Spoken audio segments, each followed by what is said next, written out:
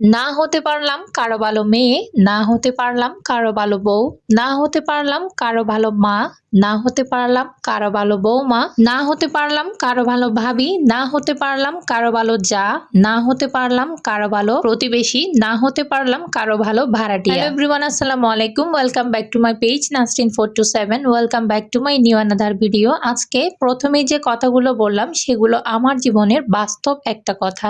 মানুষের মতো খারাপ আসলে এই দুনিয়ায় আর হয় না। আপনি যার জন্য যতই করেন না কেন, কিন্তু সেটা কেউ মনে রাখে না। যার গড়ে সংসার করে সেই যদি নিজের বউকে না বুঝে, নিজের বউকে বুঝতে চেষ্টা না করে, নিজের বউয়ের মনটা বুঝতে চেষ্টা না করে, চোখের জলের কোনো মূল্য না দেয়, তাহলে দিন শেষে ওই সংসারে থাকার কেমন জানি একটা মেয়ের আর ইচ্ছেই করে না। আসলে যার সাথেই সংসার করে সেই যদি মূল্য দিতে না জানে, তাহলে সেই মেয়েটা কার উপর ভরসা করে সেই সংসারে থাকবে। তারপর তো আসলো ভালো বৌমা হওয়া। এই ভালো বৌমা হওয়াটা কোনো মেয়ের পক্ষেই সম্ভব হয় না। সে যতই করুক, যতই সংসারের জন্য করতে থাকুক, দিন শেষে বৌমারা কিন্তু খারাপই থাকে। তারপর আসলো ভালো মায়ের কথা। সব মায়ের পক্ষে আবার ভালো মা হওয়াও সম্ভব হয় না। মায়েরা যখন সন্তানের ভালোর জন্য তাদের গায়ে হাত তোলে, তখন সেই মা হয়ে যায় খারাপ মা। তারপর আসলো ভালো মেয়ে হওয়ার কথা। ভালো মেয়ে তো সবাই হতে পারে না। সবার স্বার্থে যখন আঘাত লেগে যায়, তখন মেয়েও খারাপ হয়ে যায়। তারপর আসলো ভালো যা হওয়ার কথা। ভালো যা হওয়া তো কোনোদিনই সম্ভব না, কারণ যারা যাকে একদমই সহ্য করতে পারে না। ভালো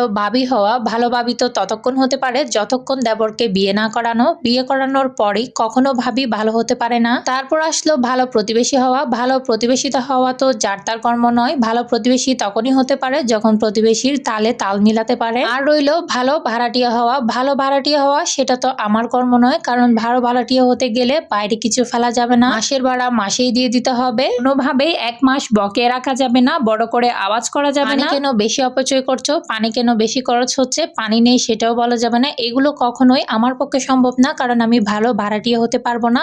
দিন শেষে সবার জন্য যতই করি সে আমি খারাপ, আমি খারাপই থাকবো। তাই মাঝে মাঝে চিন্তা করি, এই খারাপ মানুষটা কেন যে দুনিয়াতে রইলাম। আল্লাহ সবাইকে হায়াত দান করে, কিন্তু আমার হায়াতটা মনে হয় একটু বেশি দান করে দিয়েছেন। তাই হয়তো এত মানুষের এত অভিশাপ নেওয়ার পরও আমি বেঁচে আছি।